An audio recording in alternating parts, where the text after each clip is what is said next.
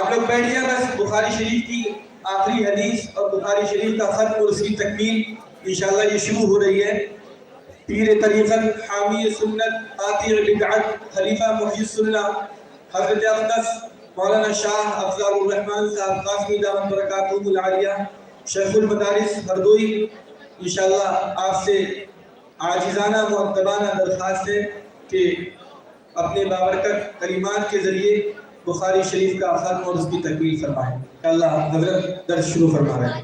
بسم اللہ الرحمن الرحیم، الحمد للہ رب العالمین والعاقبۃ للمتقین والصلاة والسلام علی سید الانبیاء والمرسلین وعلی آلہ وصحبہ اجمعین، اما بعد فإن أصدق الحديث كتاب الله وخير الهدي هدي سيدنا ومولانا محمد صلى الله عليه وسلم، وشر الأمور محدثاتها وكل محدثة بدعة وكل بدعة ضلالة وكل ضلالة في النار.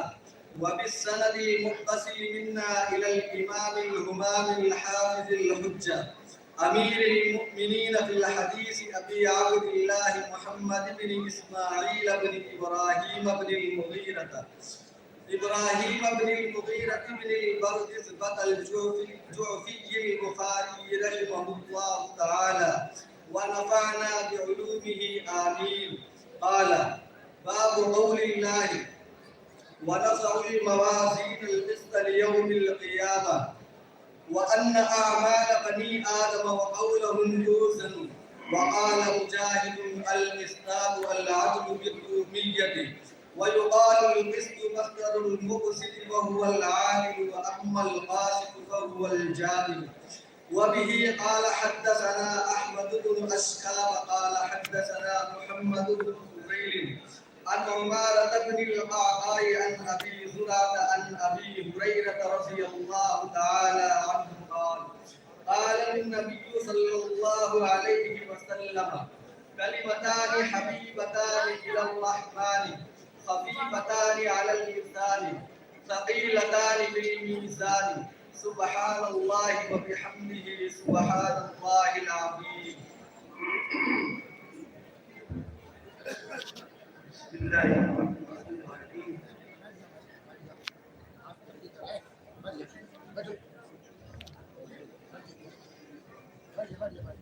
بسم الله الرحمن الرحيم. الحمد لله رب العالمين والصلاة والسلام على سيد الأنبياء والمرسلين وعلى آله وأصحابه ومن تبعهم بإحسان إلى يوم الدين. رب اشرح لي صدري ويسر لي أمري واحلل عقدة من لساني يفقهوا قولي. أما بعد بسند المتصل منا إلى الإمام الهمام أمير المؤمنين في الحديث أبي عبد الله محمد بن إسماعيل بن إبراهيم رحمهم الله ونفعنا الله بعلومه آمين. باب قول الله ونضع الموازين القسط ليوم القيامة وأن أعمال بني آدم وقولهم يوزن.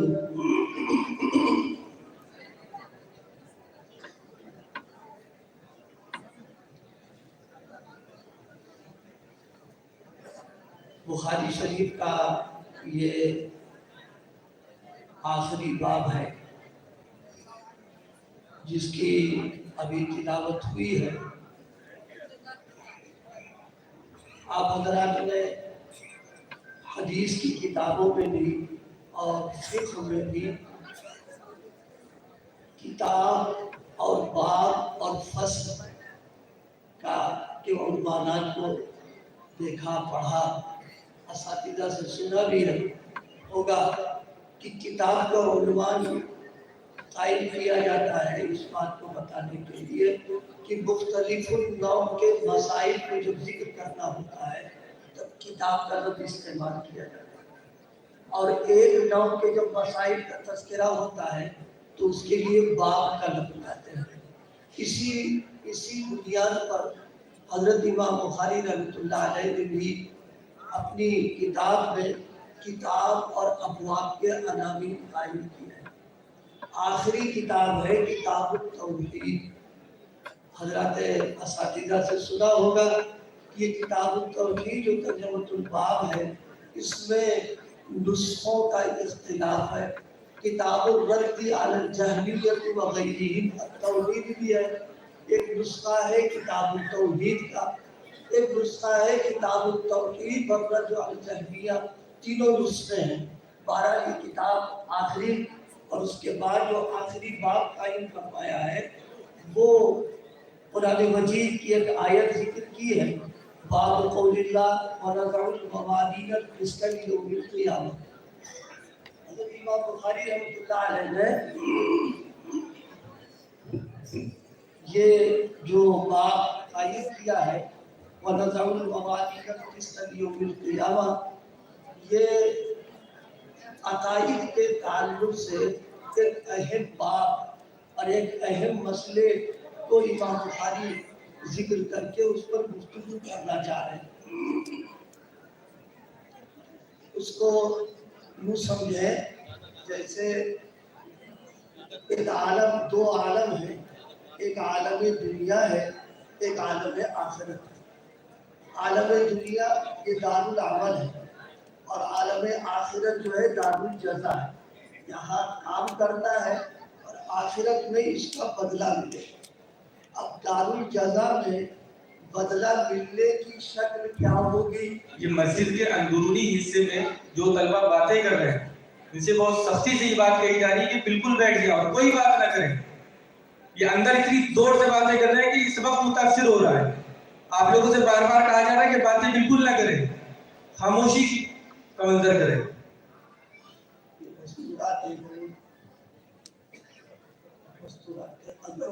اسی طریقے سے مستورات کا جو نظام تھا وہ پردے کے ساتھ تھا، تو مستورات سے بہت ادب سے درخواست ہے کہ اسی پردے کو باقی رکھا جائے تاکہ اس سبق کے اندر برکت بنی رہے، بے پردگی بالکل نہ ہو کسی طرح کی۔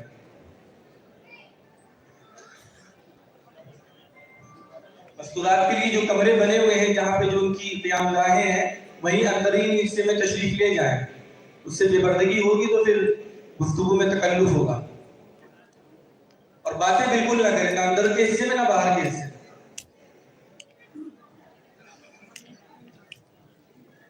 بات یہ چل رہی تھی، ایک ہے عالم دنیا اور ایک ہے عالم آخرت۔ عالم دنیا یہ دار العمل ہے اور عالم آخرت جو یہ دار الجزا، کہ جہاں اعمال کا گویا بدلہ ملے گا۔ اب بدلے کی شکل کیا ہوگی؟ تو اس کے لیے منصفانہ عادلانہ نظام اللہ پاک نے قائم فرمایا کہ میزان عدل کو قائم کریں گے اور پھر اس میں تول کر کے ہر ایک کے فیصلے ہو جائیں گے۔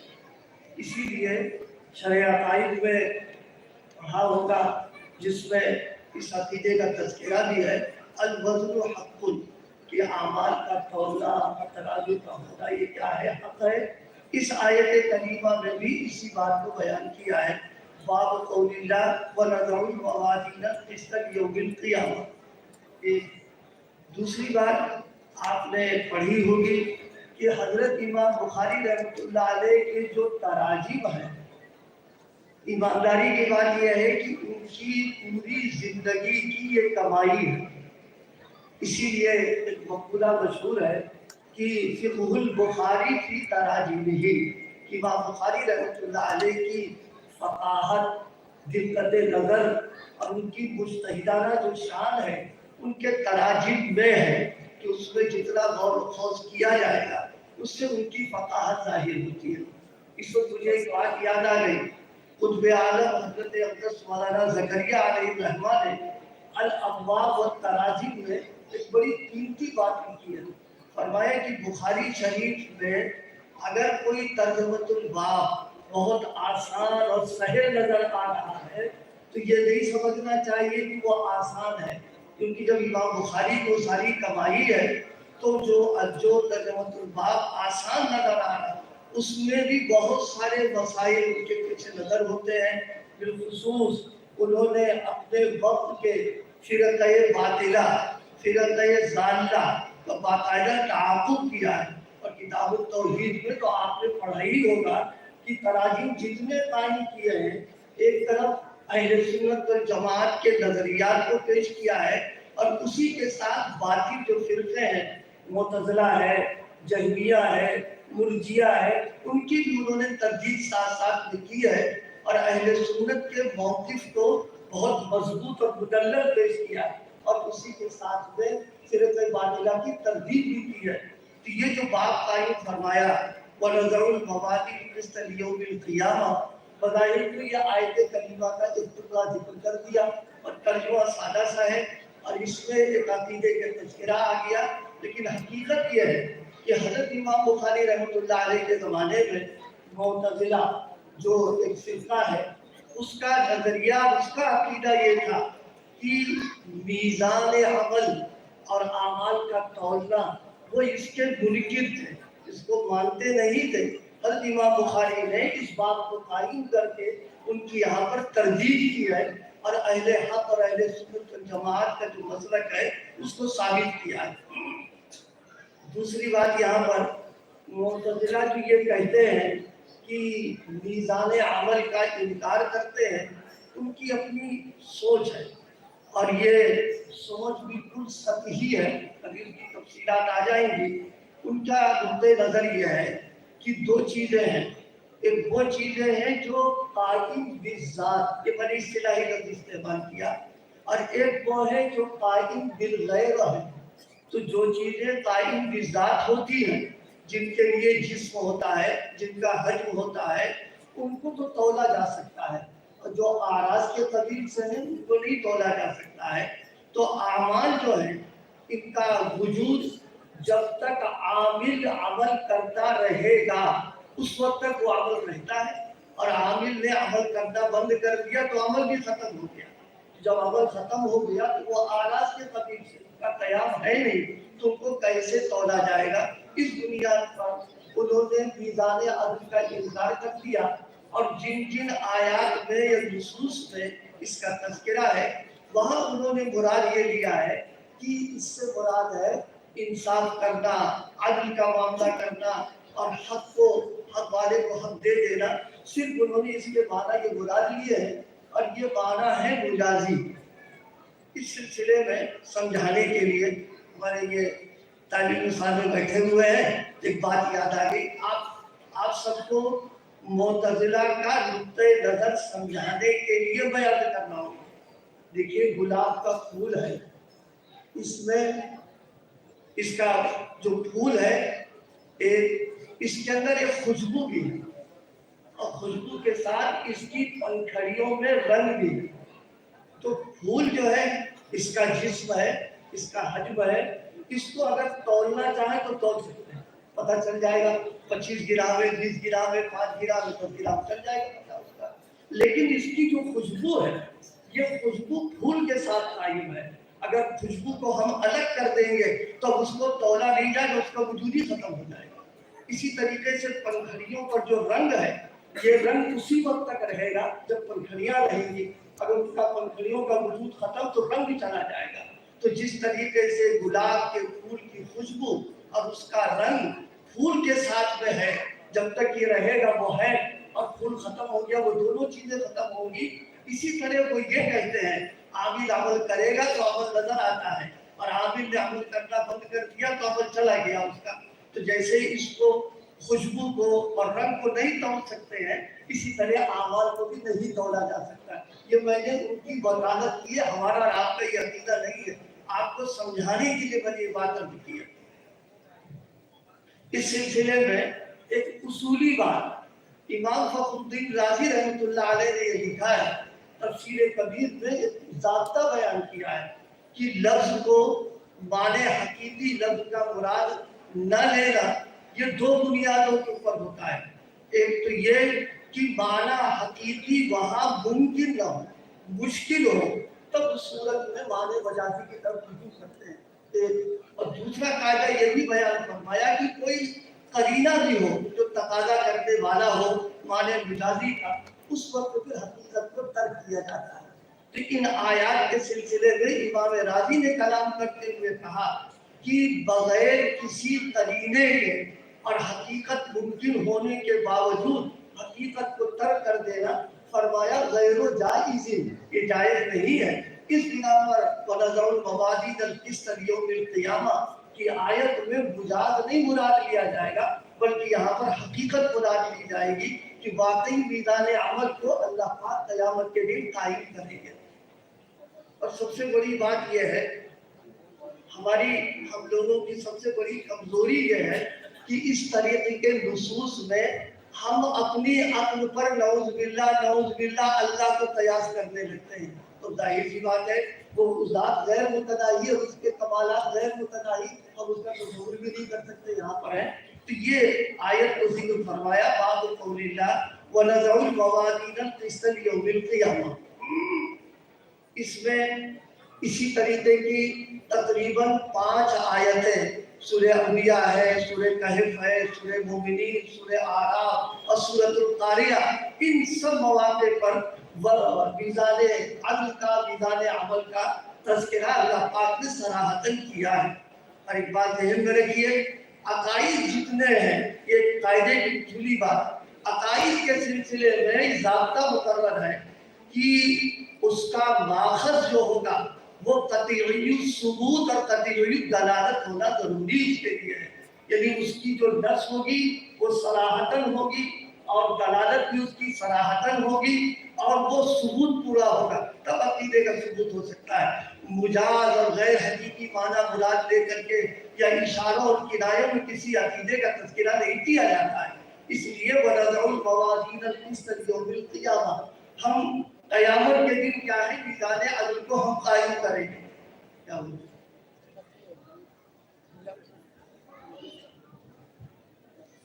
2:30 بجے ختم ہونا ہے جو وقت بتایا گیا مجھے، کیونکہ اس کے بعد عصر کی نماز کے وقت بھی عصر پڑھنا، ظہر پڑھنا ہے، مغرب وقت پڑھنے میں کوئی فائدہ نہیں ہوگا، اس لیے سب بحثوں کو سمیٹ کر کے وقت مختصر چند باتیں ٹھیک ہے، تاکہ آپ حضرات کو ماشاءاللہ حضرت سے سوالے کیے ہوئے باقاعدہ درس دیں گے تو بہت ٹائم ہو جائے گا اس میں۔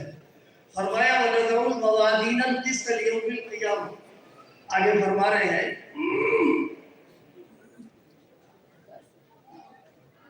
قیامت کے دن میزان عدل کو اللہ پاک قائم فرمائیں گے۔ بات چل رہی تھی وَنَضَعُ الْمَوَازِينَ، موازین یہ جمع ہے، کس کی جمع ہے؟ اس سلسلے میں 2 قول ہیں، ایک قول یہ ہے کہ یہ میزان کی جمع ہے اور دوسرا قول یہ ہے کہ یہ موضوع کی جمع ہے۔ اگر یہ موضوع کی جمع مانی جائے تو اس وقت مراد ہوں گے اعمال موزونہ، یعنی جو اعمال کی تولے ہوئے ہیں وہ مراد ہوں گے۔ ظاہر تو بہت سارے ہیں، تو اس بنیاد کے اوپر موازین جمع کا لانا بالکل اپنی جگہ پر صحیح ہو جائے گا۔ لیکن اگر موازین میزان کی جمع ہو تو اب اس صورت کے اندر جمع کس بنیاد پر لایا گیا؟ پھر یہی سے اختلاف ہے کہ ترازو ایک ہوں گی یا کئی ایک ہوں گی، دونوں قول ہیں۔ حضرت امام راضی رحمۃ اللہ علیہ کا رجحان یہ ہے کہ ترازو جو ہوگی وہ متعدد ہوں گی، کئی ایک ہوں گی، اور ان کا سب سے بڑا ثبوت اور دلیل قرآن مجید میں خود ہی جمع استعمال کیا ہے موازین، یہی ان کی دلیل کے لیے کافی ہے، اور آیات سے بھی یہی بات معلوم ہو رہی ہے۔ یہ امام راضی رحمۃ اللہ علیہ کا رجحان ہے اس بات پر کہ وہ ترازو کئی ہوگی، لیکن جمہور کا اور اہل سنت والجماعت کا مسلک محقق یہ ہے کہ میزان ایک ہی ہوگی۔ اب سوال یہ ہے جب میزان ایک ہے تو پھر جمع اس کو کیوں لایا گیا؟ اس پر مستقل کلام کیا گیا۔ ایک قول تو اس لیے بیان فرمائے کہ جمع اس لیے لایا گیا ہے چونکہ ہر آدمی کے لیے وہ میزان ہے، تو بہت سارے لوگ ہیں تو ہر ایک کے لیے ان کے اعتبار سے وہ میزان ہوگی، اس بنا پر جمع استعمال کر لیا گیا۔ ایک دوسرا قول یہ بیان فرمایا گیا اعمال بہت ہوں گے اور تعدد اعمال کی بنا پر اس کو جمع استعمال کر لیا گیا۔ 2 صاحب روح المعانی علامہ آلوسی رحمۃ اللہ علیہ نے فرمایا، ایک قول ذکر کیا ہے ہر امت کے اعمال اور کی میزان الگ الگ، اس کے اعتبار سے اس کو جمع استعمال فرما لیا گیا۔ حضرت حکیم الامت نور اللہ مرقدہ نے بیان القرآن میں جو بات کی ہے، فرمایا ترازو صرف ایک چیز کا نام نہیں ہوتا ہے، کئی اجزاء کا مجموعہ مل کر کے ترازو بنا کرتا ہے۔ جب وہ اجزاء ہیں تو اس بنا پر موازین کو جمع کو استعمال فرمایا گیا۔ اور ایک جواب یہ بھی دیا گیا ہے کہ ترازو تو ایک ہوگی، لیکن وہ ترازو اتنی بڑی ہے، اس کی عظمت اور بڑائی کو بیان کرنے کے لیے کبھی کبھی شے واحد کو جمع سے تعبیر کر دیا کرتے ہیں۔ جیسے قرآن پاک میں سیدنا حضرت نوح علیہ السلام کی عظمت اور بڑائی کو بیان کرنے کے لیے قرآن مجید نے استعمال کیا ہے، مرسلین کا لفظ استعمال کیا۔ تو معلوم یہ ہوا کہ ترازو تو ایک ہے، بڑی ہونے کی بنیاد پر اس کو جمع سے تعبیر کر دیا گیا۔ ایک فرمانے وَنَزَعُ الْمَوَازِينَ الْقِسْطَ لِيَوْمِ الْقِيَامَةِ، قسط کا لفظ استعمال کیا ہے موازین کے ساتھ۔ اس سے مراد وہ میزان ہے جو اعدل، سب سے زیادہ صحیح تولنے والی جو ترازو ہوگی، اس کو کہا جائے کہ موازین سے یہاں پر یہ مراد لیا۔ یہ میں نے کیوں کہا؟ اس لیے کہ آج کے دور میں جو چیزیں ناپی تولی جاتی ہیں، دیکھنے میں تو تولتے ہیں، نظر آتا ہے کہ اس کو تولا جا رہا ہے، لیکن کبھی کم تول دیا، کبھی زیادہ تول دیا، جسے ہم لوگ کہتے ہیں ڈنڈی مار دینا، کرتے نہیں کرتے۔ یہ قسط کا لفظ استعمال کر کے فرمایا کہ نہیں، وہ جو ترازو ہوگی وہ بالکل صحیح تولے گی۔ اور صحیح تولنے کا مفہوم یہاں پر یہ ہے، کسی کی نیکی میں کمی نہیں کریں گے اور کسی کے گناہ میں زیادتی نہیں کریں گے۔ جس کی نیکیاں جتنی ہیں اتنی رہیں گی، اور جتنے گناہ ہیں اتنے گناہ رہیں گے۔ اس کو فرمایا وَنَزَعُ الْمَوَازِينَ الْقِسْطَ لِيَوْمِ الْقِيَامَةِ۔ آپ حضرات نے پڑھا ہوگا کہ موصوف اور صفت میں مطابقت ہوتی ہے۔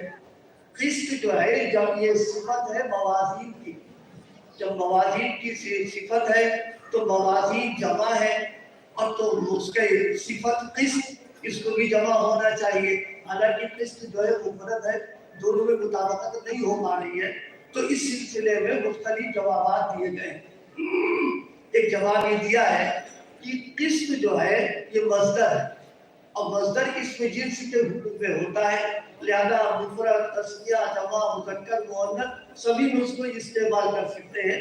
اس بنا پر اس کا موازین جمع کی صفت بننا صحیح ہو جائے گا۔ ایک دوسرا جواب یہاں پر یہ دیا ہے کہ اس کا مضاف محذوف ہے، اصل میں ہے یہ ذوات القسط، اور جب ذوات القسط ہو جائے گا تو پھر موازین کی صفت بننا اس کے لیے صحیح ہو جائے گا۔ اور تیسرا ایک جواب اور بھی دیا ہے کہ نَزَعُ الْمَوَازِينَ الْقِسْطَ، جو یہ صفت نہیں ہے بلکہ اصل میں مفعول لہو ہے۔ نَزَعُ الْمَوَازِينَ لِلْقِسْطِ لِأَجَلِ الْقِسْطِ، انصاف کے لیے، عدل کے لیے میزان عدل کو اللہ پاک کیا فرمائیں گے؟ قائم فرمائیں گے، اس کا تذکرہ فرما رہے ہیں۔ وَنَزَعُ الْمَوَازِينَ الْقِسْطَ لِيَوْمِ الْقِيَامَةِ۔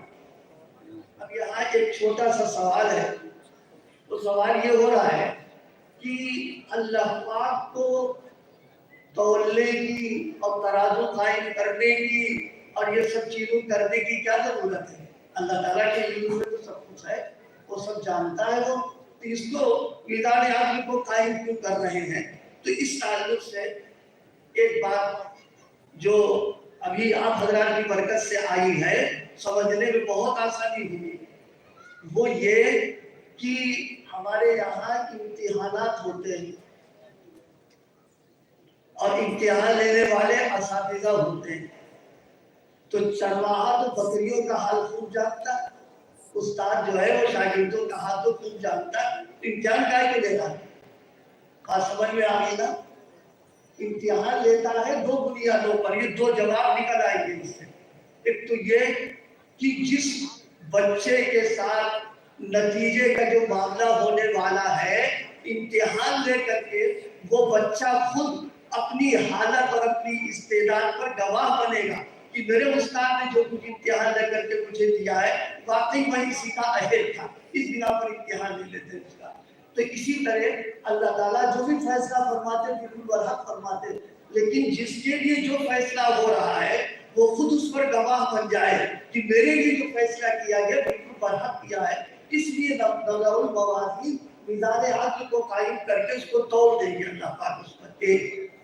دوسرا جواب اس کا یہ ہے کہ امتحان لے کر کے رزلٹ کو آؤٹ کر دیتے، تو آؤٹ کر لینے کی بنا پر گھر کے جتنے لوگ ہیں، دوست احباب محلے شہر والے جان جاتے ہیں کہ بھائی اس کی استعداد ایسی ہے، اور اس کو جو کامیابی دی ہے استاد نے اپنے اس پر نے امتحان لے کر کے دیا۔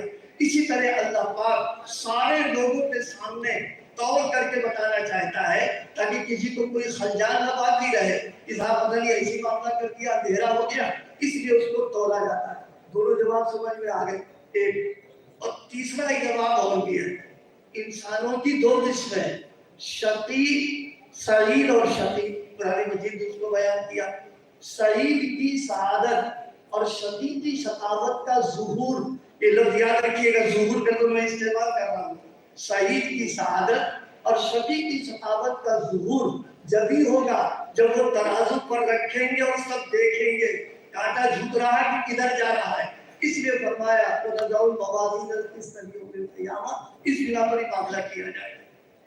چوتھا ایک جواب اور بھی ہے، اللہ پاک نے اس دنیا میں حقوق کو ادا کرنے کے لیے ناپ اور تول کا باقاعدہ نظام قائم کیا، ترازو یہ سب اسی سلسلے کی چیز ہے، اور پھر نصوص میں اس کی طرف ترغیب دی، بتایا تولو پورا پورا تولو، کبھی مت کرو اس پر۔ اچھا دنیا میں تو نظام آپ کو قائم کرنے کے لیے ترازو اور آخرت میں اندھیر نہیں، اللہ پاک وہاں بھی نظام عدل کو قائم کرنے کے لیے ترازو کریں گے اور ہر ایک کو تول تول کر کے بتائیں گے دیکھو دنیا میں نے جو نظام بنایا تھا یہاں بھی اس نظام کو باقی رکھا ہے، لہذا وَنَضَعُ الْمَوَازِينَ الْقِسْطَ لِيَوْمِ الْقِيَامَةِ۔ اور ایک جواب اور بھی ہے جو ہم یہ کہہ دیں بزرگوں کی برکت سے، یا اگر کسی کی نظر میں ہو تو بتا دے گا، وہ جواب یہ ہے کہ ہم آپ سب کا اس بات پر ایمان ہے اور عقیدہ ہے کہ کوئی آدمی اپنے عمل کی بنیاد پر جنت میں نہیں جائے گا۔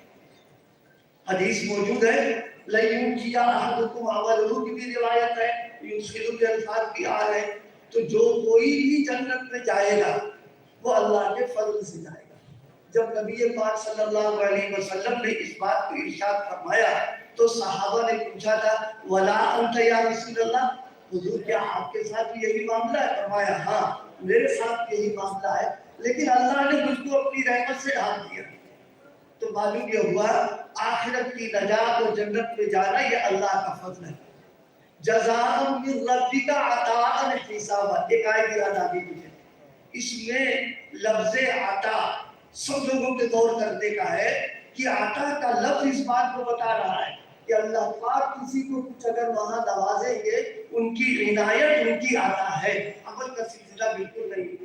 تو اب جب نجات اللہ کے فضل پر ہے تو اللہ پاک یہ چاہتے کہ میرے فضل کے متوجہ ہونے کے لیے کوئی نظام قائم ہو، اندھا دھند نہیں کہ کسی کو کچھ دے دیا کسی کو کچھ دے دیا، وہاں کے عدل کو باقی رکھنے کے لیے یہ میزان عدل کو قائم کر دیں گے تاکہ سب کو منصفانہ فضل اللہ کا ملتا رہے اس کے اندر۔ یہ جواب ہے۔ بس بھائی سب ختم، اب اخیر کی بات کی روایت ہو جائے۔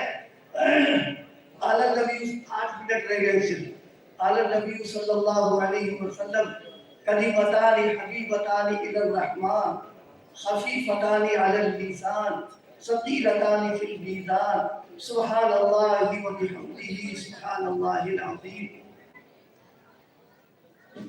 سرسری چند باتیں اس تعلق سے اور ختم کے تعلق سے، بس فرماتے کلمتان حبیبتان، دو کلمے ہیں جو اللہ پاک کو محبوب ہے، حبیب محبوب ہے اللہ، خفیفتان علی اللسان، اور جو زبان پر کیا ہے ہلکے، ثقیلتان فی المیزان، اور میزان عمل میں بھاری ہے۔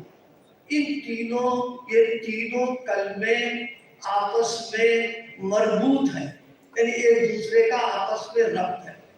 ایک طرف تو یہ سوچنا اللہ کی عظمت کو اور بڑائی کو، کتنی بڑی ذات ہے، ظاہر جو ذات جتنی بڑی ہوگی تو پھر اگر وہ کسی چیز کو پسند کر لے اور کوئی چیز اس کے نزدیک محبوب ہو تو اس کا مطلب ہے وہ چیز بہت بڑی ہوگی۔ تو اب خلجان ہوا ہم کمزور لوگ اتنی بڑی چیز کو کیسے پڑھ سکتے ہیں؟ تو فرمایا نہیں خفیفتان علی اللسان، اللہ کی عظمت اور بڑائی اپنی جگہ، لیکن ہم پر شفقت فرما کر کے ہماری زبان پر اس کو ہلکا کر دیا، اس کو پڑھ سکتے ہیں۔ اب ذہن میں پھر کھٹک ہو رہی ہے، جب زبان پر ادائیگی ہلکی ہے تو محنت تو کم پڑے گی، تو کم محنت کی تو مزدوری بھی کم ملے گی۔ فرمایا نہیں ثقیلتان فی المیزان، فرمایا کہ میزان عمل کے اندر کیا ہوگا، وہ بھاری ہوگا۔ ایک بات، دوسرے حبیب جو ہے یہ نبی پاک کی صفت ہے، یہ نبی پاک کی صفت ہے، تو اللہ نے نبی پاک کے صدقے میں جو چیز نبی پاک کو عطا فرمائی تھی ان کے صدقے میں اس امت کو بھی عطا فرما دی ہے کہ جو ان کلمات کا ورد رکھے گا ہم اس کو بھی محبوب بنا دیں گے۔ یہاں پر ہے یہ فرمایا کلمتان حبیبتان، ایک اور دوسرے اللہ کی صفات میں سے صفت رحمان کا تذکرہ کر کے اس بات کی طرف اشارہ کر دیا ہے کہ یہ جو ورد ہے اس ورد کو تمہارے لیے جو آسان بنایا یہ میری رحمت ہے، اور پھر اس کا ہم نے نام عمل میں جو بھاری کر دیا یہ بھی میری رحمت ہے۔ سوائے رحمت کے یہاں پر کوئی اور مسئلہ نہیں ہو رہا، یہاں پر ہے یہ کلمتان حبیبتان الی الرحمن خفیفتان علی اللسان ثقیلتان فی المیزان۔ اور یہ جو ورد ہے یہ بڑا عجیب غریب ورد ہے، موقع نہیں ہے اس کی تفصیلات کے عرض کرنے کا، بس وہ یہی ہے کہ ہم سب لوگ یہ ارادے کریں کہ ہم یہ ورد رکھیں گے۔ اس وقت مولانا جلال الدین رومی کی ایک حکیمانہ بات یاد آ رہی ہے، اس کا میں تذکرہ کرتا چلوں۔ دیکھو ہمارا ایمان اور عقیدہ یہ ہے کہ اللہ پاک، اللہ میں جو پاکی ہے، بے عیب ہونا، یہ ذاتی ہے، کسی کی عطا کی ہوئی نہیں ہے، لہذا ہم سبحان اللہ کہہ کر کے اللہ کو پاک نہیں کر رہے، وہ تو پاک پہلے ہی سے ہے۔ مولانا رومی کی بات اب سنو، فرمایا سبحان اللہ جب کوئی بندہ کہتا ہے تو اس کہنے کی برکت یہ ہوتی ہے کہ اللہ پاک اس کو اخلاق رذیلہ سے پاک کر دیتا ہے، یعنی اللہ ہمارے سبحان اللہ کہنے کا محتاج نہیں ہے، بلکہ ہم سبحان اللہ جب کہتے ہیں تو اس کی برکت سے اللہ ہم کو اخلاق رذیلہ سے پاک کر دیتا ہے۔ اسی طرح وہ بحمدہ کا جملہ جب ہم کہتے ہیں تو اللہ ہماری تعریف کا محتاج نہیں ہے، پوری دنیا میں تعریف کرے اللہ تعالیٰ کے تعریف ہے، سارے کمالات موجود ہیں، لیکن وہ بحمدہ جب ہم کہتے ہیں تو اس کی برکت سے اللہ پاک ہم کو مخلوق میں محبوب بنا دیتا ہے اور پڑھنے والے کی محبت اس کے دل میں پیدا کر دیتا ہے۔ اس لیے سبحان اللہ و بحمدہ کا جو ورد ہے یہ بڑا عجیب و غریب ورد رکھا گیا ہے اس میں۔ ایک دوسرے سبحان اللہ و بحمدہ یہ لا الہ الا اللہ کے معنی میں ہے، لا الہ الا اللہ کے معنی میں وہ کس طریقے پر؟ وہ اس طرح کہ لا الہ الا اللہ میں سارے معبودان باطلہ کی نفی کر دی اور ان کا لائق نہ ہونا، ان کا جو عیب دار مصحف بنا دیا اس کے اندر۔ تو سبحان اللہ بھی اسی معنی کے اندر ہے کہ اللہ پاک کی جو پاکی اور غیب ہونا ہم بیان کر رہے ہیں اس کے اندر۔ اور پھر اس کے بعد وہ بحمدہ یا اللہ کے معنی میں، کیونکہ اللہ کہتے اس کو ہے جو تمام صفات کمالیہ اپنے اندر لیے ہوئے ہیں، تو وہ بحمدہ سے اس کی تمام صفات کمالیہ پر تعریف کر رہے ہیں۔ یہ میں نے کیوں کہا؟ دو باتیں بتانا مقصود تھی، ایک تو یہ کہ سبحان اللہ و بحمدہ میں یہ جو ترتیب قائم کی ہے کہ تنزیہ کا جملہ پہلے ہے اور تحمید کا جملہ بعد میں ہے، یہ گویا لا الہ الا اللہ کی ترتیب پر ہے کہ وہاں پر بھی نفی پہلے ہے، اس بات بعد میں ہے، اس ترتیب کو یہاں پر اختیار کیا ہے سبحان اللہ و بحمدہ۔ اور دوسرا نتیجہ اس سے یہ نکلا کہ من کان آخر کلامہ لا الہ الا اللہ، جس کا آخری کلام لا الہ الا اللہ ہوگا وہ جنت میں جائے گا. یہ روایت تو پڑھی ہوگی. اور سبحان اللہ و بحمدہ جب لا الہ الا اللہ کے معنی میں ہو گیا تو اگر آخری وقت میں کلمہ طیبہ کے الفاظ کے بجائے ان کلمات کو بھی پڑھے گا اللہ اس کو بھی جنت عطا فرما دے گا. اور اسی کے ذیل میں شیخ الحدیث حضرت اقدس مولانا زکریا علیہ الرحمہ نے ایک بہت کام کی بات لکھی ہے. فرمایا حدیث میں یہ جملہ جو آیا ہے کہ جس کا آخری کلام لا الہ الا اللہ ہوگا وہ جنت میں جائے گا، تو نبی پاک صلی اللہ علیہ وسلم کا جب آخری وقت تھا اللہم الرفیق الاعلیٰ فرمایا. بعض اکابر کے سلسلے میں یا کریم انہوں نے کہا لا الہ الا اللہ. تو حضرت شیخ نے بیان فرمایا کہ لا الہ الا اللہ کا مطلب یہاں پر الفاظ نہیں ہے بلکہ معنی مراد ہے. لہذا اس معنی کی بنیاد پر جو بھی ورد ہو جائے اور اللہ کا نام زبان پر آ جائے اس کو جنت کی بشارت اس وعید کی اس خوشخبری کی بنیاد پر ادا کر دی جائے گی. بات ہو گئی بہت مختصر. امام بخاری نے پوری کتاب علم سے بھری دی ہے اور اخیر میں ذکر کو بتا دیا. اس سے پڑھنے والوں کی ذمہ داری آ گئی کہ دونوں چیزوں کا اہتمام کریں، علم کا بھی اور ذکر کا بھی.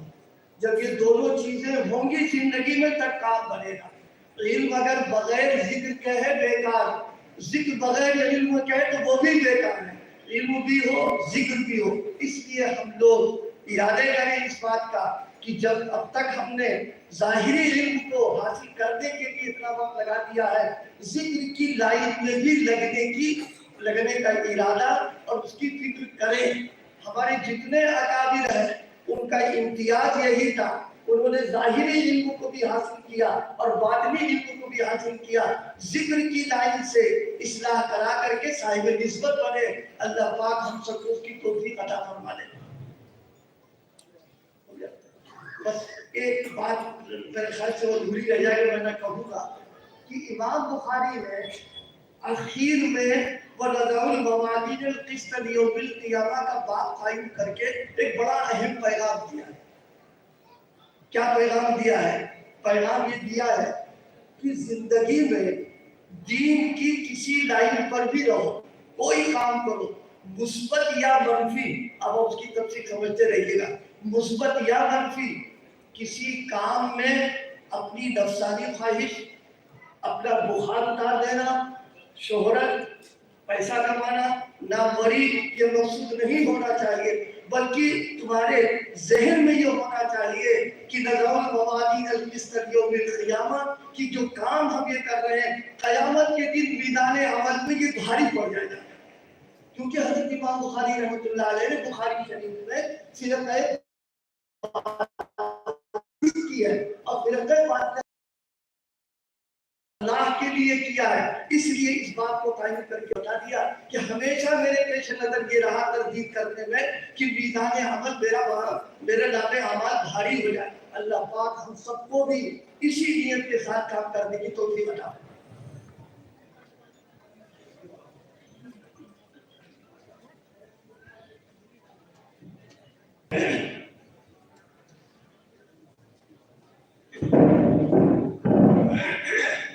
سبحان اللہ العظیم وصلی اللہ علی النبی الکریم. اے اللہ ہم سب کے ساتھ عفو کا، عافیت کا، درگزر کا معاملہ فرما. اے مولا ہم سب کے ساتھ رحم کا، کرم کا، فضل کا معاملہ فرما.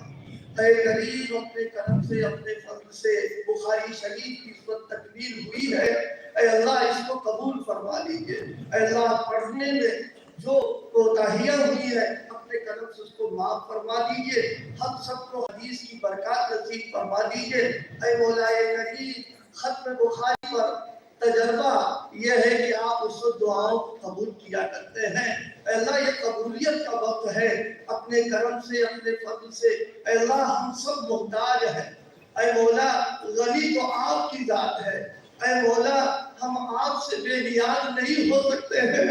اے کریم اپنے کرم کے فضل کے ساتھ ہم سب کو اپنی محتاجگی کے لیے قبول فرما دیجئے. اے مولا اپنے ہی در کا محتاج بنا کر کے رکھیے اللہ کسی اور کے در پر جانے سے ہم سب کی پوری حفاظت فرما دیجئے اے مولا حاضرین کی تمام جائز تمناؤں کو براتوں کو اپنے کرم سے پورا فرما دیجئے اے اللہ جو لوگ بے روزگار ہیں ان کے روزگار کا انتظام فرما دیجئے جو روزی کی تنگی میں مبتلا ہے ان کی تنگیوں کو دور فرما دیجئے اے مولا ہمارے نوجوان جو ہمارے ملک جو ملازمتوں کے لیے کوشش کر رہے ہیں ان کی کوششوں کو پورا فرما دیجئے اللہ ان کو روزگار بہن بیٹیاں جو بغیر رشتے کے بیٹھی ہوئی ہے عفت و عصمت کی حفاظت کے ساتھ سنت کے مطابق نباہ والے رشتوں کا انتظام فرما دیجئے جن کی گودیں جن کے اللہ رشتے ہو گئے ان کی گودوں کو بھر دیجئے جن کی گودوں کو آپ نے بھر دیا اے اللہ ان کو اپنے ماں باپ کا فرما بردار بنا دیجئے اے اللہ ہر لائن کی خیر مقدر فرما دیجئے ہر لائن کے سر سے ہماری حفاظت فرما دیجئے جن جن لوگوں نے دعاؤں کے لیے کہا ہے یا لکھا ہے یا ان کا ہمارے اوپر حق ہے کہنا چاہتے تھے کہہ نہیں سکے یا وہ متوقع ہے اے اللہ آپ سب کی حاجتوں کو ضروریات کو جاننے والے ہیں اپنے خزانے غیب سے اے اللہ کسی کو محروم نہ فرمائیے ہم سب کو عطا فرما دیجئے اے کریم پورے عالم میں جہاں کہیں بھی دین کا کام ہو رہا ہو کسی بھی شکل و صورت کے اندر ہو رہا ہو اے اللہ اس کام کے کرنے والوں کی کام کے نظام کی کام کی جگہوں کی اللہ حفاظت فرما اس کی بقا اور ترقی کی شکلیں پیدا فرما پھیلنے کی صورتیں پیدا فرما ہر قسم کی رکاوٹوں کو مباریات کو ختم فرما اے مولا کریم جو کچھ آپ نے ہم کو عطا فرمایا ہے اس کو اپنے لیے قبول فرما لیجئے دین کے لیے قبول فرما لیجئے اے اللہ ایمان کی جو دولت عطا فرمائی ہے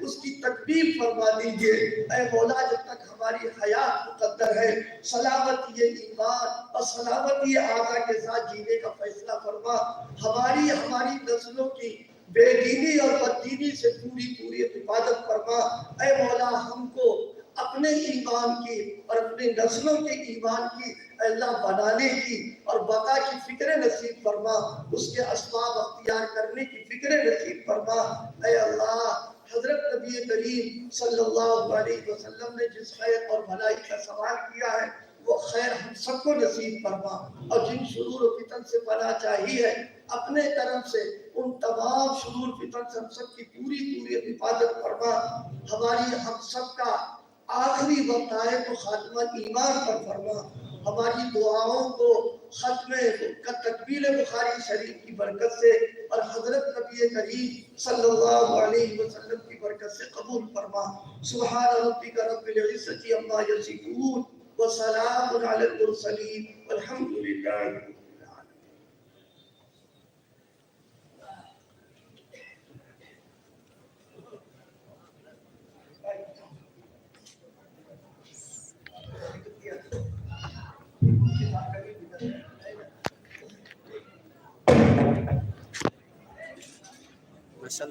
ماشاءاللہ جزاکم اللہ ہم آنے والے تمام مہمانان کرام کے دل سے شکر گزار ہیں